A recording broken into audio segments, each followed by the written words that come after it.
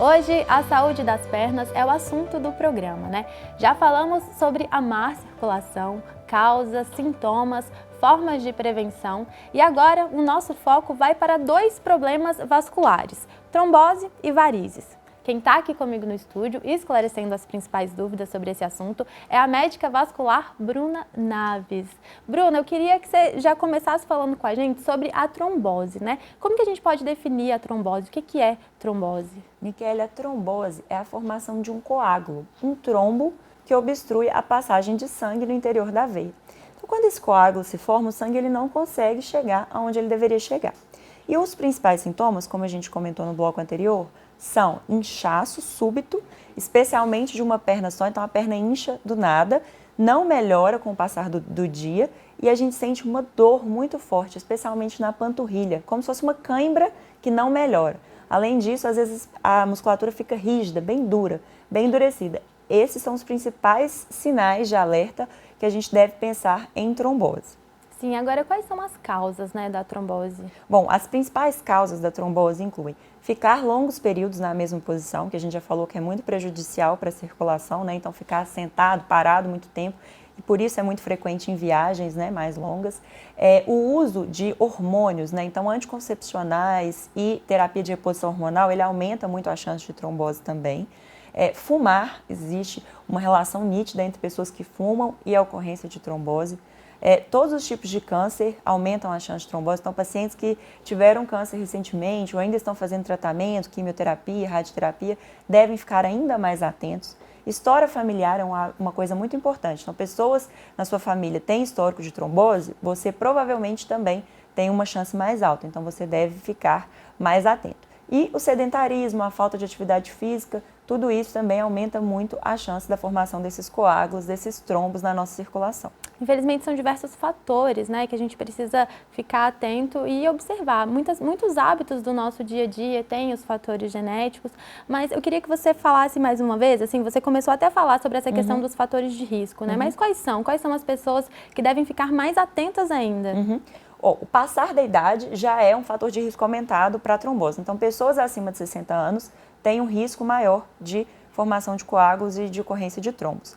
Um outro fator importante é a presença, né, na história familiar de pessoas de primeiro grau, principalmente, que tiveram trombose. Então, você pensa, na minha família, minha mãe, meu tio, minha avó já tiveram trombose, eu devo procurar um médico vascular para me orientar. Se você trabalha muito sentado ou muito em pé parado, isso é um fator de risco importante também para a ocorrência de trombose. Se você fuma, se você é sedentário, se você é obeso, então as coisas vão se somando. Nunca ocorre por um motivo só, né? Os fatores vão se somando. E uma outra coisa também que muitas pessoas não sabem é que a realização de cirurgias, qualquer tipo de cirurgia, né, aumenta a chance de trombose no pós-operatório, principalmente nos 3 primeiros meses, e também a ocorrência do Covid. Então, na época do Covid, a gente teve inúmeros casos de trombose, né, tanto no hospital quanto no consultório, em decorrência do vírus, porque o vírus, ele inflama o organismo e inflama inclusive as veias. Então, ele aumenta muito a chance de ter essa formação de coágulos no organismo. Então, são vários os fatores, né? E a gente tem que estar atentos para poder fazer a prevenção dessa doença. Sim, agora você falou da Covid, né? Dessa relação. Essa formação de coágulos, ela ocorre logo após ali você contrair o vírus ou se eu peguei Covid no ano passado, eu ainda devo me preocupar? Não, geralmente quando ocorre a formação é ou durante a doença ou nos primeiros 3 meses o risco é maior. Agora também com a aplicação das vacinas, a gente notou uma ocorrência muito menor. Então as pessoas que são vacinadas hoje e pegam Covid, elas têm formas mais leves e que têm muito menos risco de levar à formação de trombose. Mas no início da doença, quando a gente ainda não tinha vacina, era um mecanismo importante de formação de trombos, inclusive levando ao óbito, infelizmente, de muitos pacientes. Por quê? A trombose ela pode se complicar com a embolia pulmonar, que é quando esse coágulo, que se forma principalmente nas veias das pernas, ele migra para o pulmão, impedindo a circulação. E isso leva a um quadro de dor no peito, falta de ar e pode ser fatal em até 30% das pessoas. Então é um quadro extremamente grave que leva muitas vezes à morte, infelizmente. Então a gente fazendo o diagnóstico precoce da trombose, a gente começa o tratamento e evita essa evolução terrível para a embolia pulmonar. Pois é, então talvez a embolia pulmonar seria a principal complicação da trombose? Sim, e a mais grave. Ah, tá. Agora vamos falar de sintomas, né, Certo. doutora Bruna? Quais são ali os principais sintomas e também os sinais de alerta da trombose? Bom, então um inchaço de uma perna só, súbito, dor na panturrilha, enrijecimento da musculatura, a panturrilha fica dura, dificuldade de caminhar, então o paciente fica mancando. Tudo isso é indício de trombose, a pessoa deve procurar imediatamente um hospital. No caso da embolia pulmonar, que pode acontecer sem sintomas de trombose, isso é importante também. Muitas vezes a pessoa ela não desenvolve sintomas da trombose, mas já manifesta imediatamente com a embolia pulmonar. Então é uma dor no peito muito intensa, falta de ar, pode irradiar dor para as costas, muitas vezes pode dar uma tosse com secreção sanguinolenta, sensação de coração disparado, de morte iminente. Tudo isso faz com que a pessoa tenha que correr para um atendimento médico para ser atendida o mais rápido possível, ser tratada antes que isso possa gerar uma complicação muito grave. E chegando nesse atendimento médico, aí como que é feito o diagnóstico? O diagnóstico da trombose, ele é feito especialmente por um ultrassom. Tá? Então, casos que tem uma baixa probabilidade, então assim, a gente está na dúvida, eu acho que não é trombose, vamos excluir, a gente faz um exame de sangue. Se esse exame de sangue der negativo, a gente tem certeza que não é trombose. Se ele der positivo, aí a gente tem que fazer um ultrassom. Esse ultrassom é um ultrassom Doppler, que a gente avalia todas as veias das pernas, as veias superficiais, as veias profundas, e a gente consegue ver aonde está o coágulo e fazer o diagnóstico preciso da trombose e estabelecer, então, o melhor tratamento para o paciente. E quais são as opções de tratamento hoje? Para a trombose, o principal medicamento que a gente utiliza é um medicamento anticoagulante, que ele evita a formação de novos trombos e ajuda o nosso próprio organismo a dissolver aquele trombo. Eu falo muito com meus pacientes para eles entenderem que é como se fosse assim, a gente tem uma rua que caiu uma árvore e o trânsito ficou todo engarrafado, todo parado. Então, à medida que caiu a árvore, a gente vai ligar para o caminhão da prefeitura vai tirar aquele tronco, que seria o anticoagulante. Só que ele não tira tudo de uma vez, não. Vai ficar um galinho, vai ficar ali uma folha, então ainda vão ficar algumas sequelas, né? Até a gente ocorrer uma recanalização e um restabelecimento do tráfego ali, ou do trânsito, do fluxo sanguíneo, ainda demora um pouquinho. E esse tempo de recuperação, ele pode variar desde 3 meses, em caso de trombose mais simples, até 1 ano, em caso de tromboses mais complicadas. Então, esse mecanismo, esse anticoagulante, é um medicamento que pode ser tanto usado via oral, quanto injetável. Isso vai depender muito do quadro do paciente. Na maioria das vezes, a gente não precisa hoje nem de internação. A gente pode fazer a primeira dose do medicamento no hospital e esse paciente vai para casa utilizando a medicação oral anticoagulante. Sim, eu ainda quero falar sobre formas de prevenção, mas antes, vamos trocar um pouquinho o assunto e falar das varizes, certo, né? O que são varizes, como que elas se formam? Varizes são veias dilatadas, ou seja, elas aumentam de tamanho, de calibre, né? Ficam saltadas. Quando a gente vê veias saltadas nas pernas, a gente deve pensar em varizes. Elas ficam tortuosas. Então, uma veia normal, ela é retilínea, ela tem a forma de um tubo. Uma veia doente, ela fica toda tortuosa, parecendo um S. Então, isso também é sinal de varize. E elas não estão funcionando bem, elas estão doentes. Então, varizes são veias dilatadas, tortuosas e doentes. Ou seja, elas não estão fazendo aquela função que a gente comentou no início do programa, que é levar o sangue das pernas em direção ao coração. O sangue, nas veias doentes, em vez de subir, ele desce. Então, a gente chama isso de refluxo. Então, o sangue ele não está circulando ali como ele deveria. E os principais fatores de risco são a predisposição genética. Falo que varizes não é nem genética, é tradição de família. Então, assim, a gente tem, meu avô era angiologista, meu pai e eu. A gente tem pacientes que vão passando de família em família, porque é muito comum. É mais frequente em mulheres, por conta da questão dos hormônios femininos. Mulheres grávidas aumentam muito a incidência também, tanto de varizes quanto de trombose. As pessoas sedentárias, fumantes, tudo isso também é fator de risco para varizes. E aquilo que a gente comentou, ficar muito tempo na mesma posição, né? Quem trabalha muito assentado, muito de pé, também tem um risco maior de desenvolver as varizes. A gente já vê que o movimento é muito importante, né? Fundamental. Agora, doutora Bruna, qual que é a diferença entre varizes e vasinhos? Bom, então os vasinhos são pequenas veias mais arroxeadas, mais avermelhadas, que têm um caráter apenas estético. Então, me incomoda para usar um short, para usar um biquíni, mas geralmente não estão associados com sintomas. Já as varizes são veias dilatadas, tortuosas, mais calibrosas, que exigem já um tratamento médico, não só por caráter estético, mas por questão de saúde, e estão associadas a sintomas, que seriam peso nas pernas, cansaço ao final do dia principalmente, Os sintomas de varizes eles pioram muito na época de calor, então no verão dilata as veias e as pernas incham bastante, incomodam. Os pacientes costumam relatar dor, principalmente abaixo do joelho, na panturrilha, queimação, cãibras, tudo isso pode ser por conta das varizes. Sim, agora, gente, nós vamos falar sobre os tratamentos para varizes.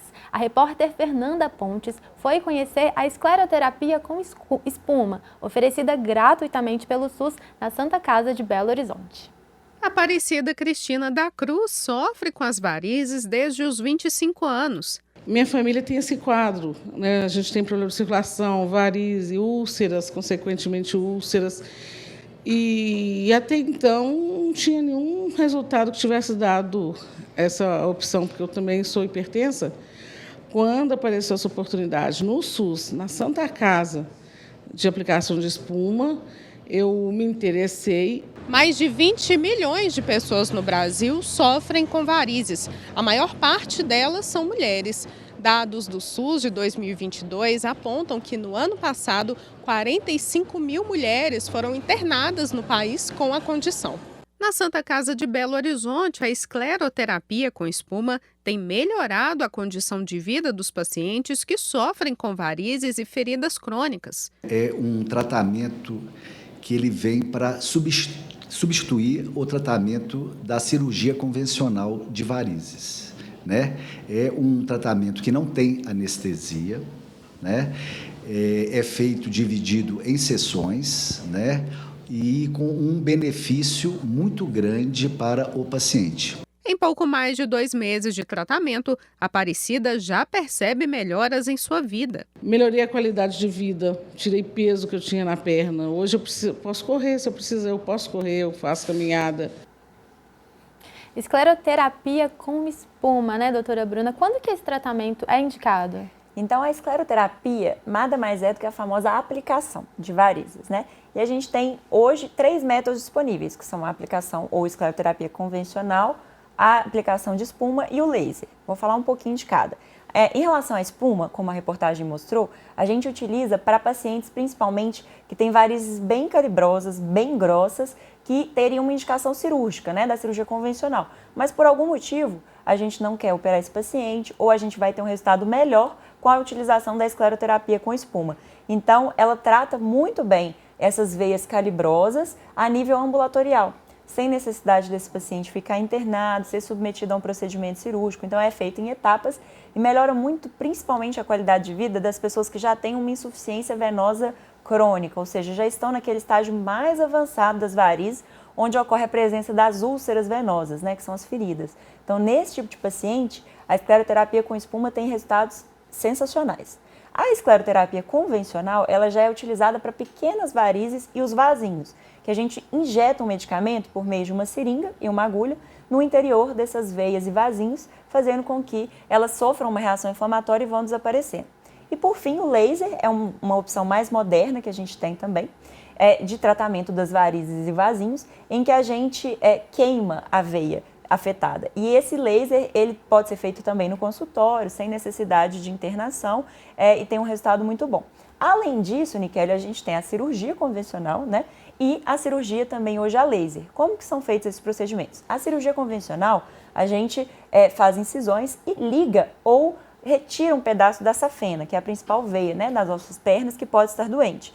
E a cirurgia a laser ou endolaser, a gente faz uma punção da veia com uma agulha, passa uma fibra de laser e queima a veia. Então, com isso, a gente tem um pós-operatório muito mais tranquilo e um resultado estético melhor. A gente não precisa nem de fazer cortes na pele do paciente. E ele pode retomar suas atividades habituais em 1 a 2 dias. Então, assim, existem uma gama de tratamentos, é difícil entender cada um deles. E quem vai decidir a melhor opção de tratamento vai ser o paciente em conjunto com o seu médico. Porque vai depender da realidade, das possibilidades, da necessidade ou não de repouso, das possibilidades daquele paciente se afastar das suas atividades. Então, tudo isso vai ser discutido e, de acordo com o grau de doença, com as possibilidades do paciente, a gente escolhe o melhor método para ele. É sempre importante, né, o acompanhamento de um profissional. Agora, mesmo após o tratamento, as varizes, elas podem voltar? Isso é uma dúvida que quase todo paciente me pergunta. Doutora, mas eu vou tratar e vai voltar tudo. Não é isso. O que acontece? Varizes não tem cura. infelizmente. Varizes tem controle, como diabetes, como hipertensão. Então, a gente trata, aquelas varizes que a gente tratou, elas não aparecem novamente. O que acontece é que a pessoa que tem uma predisposição importante, né, ela vai desenvolver novas varizes ao longo da vida. Então, o que eu falo com meus pacientes? É igual dentista. Todo ano você vem aqui no meu consultório para a gente prevenir cárie. Então, todo ano você vem no consultório, a gente faz uma avaliação da sua saúde vascular, uma manutenção, para que você não chegue a ter estágios avançados. Então, a gente viu ali na reportagem o quanto as varizes são uma doença prevalente, mas é importante ressaltar que a evolução delas é lenta e progressiva. Então, se a gente interrompe o ciclo da doença ali no início, naquela parte que a gente tem só vasinho, faz um ultrassom por dentro e vê que tem algum comprometimento e já trata nessa fase, a gente impede lá na frente, daqui a uns anos, daquela pessoa desenvolver dermatite, que é uma inflamação da pele, flebite, trombose, a ferida venosa, né, a úlcera venosa, que são coisas que comprometem muito a qualidade de vida desse paciente e são muito mais difíceis da gente tratar e resolver. Sim, a gente sempre destaca também a importância do diagnóstico precoce, nesse caso é extremamente importante. Extremamente. Para fechar a nossa conversa, doutora Bruna, vamos falar da prevenção. Então, a gente fala da trombose, fala também das varizes. Como que a gente pode prevenir?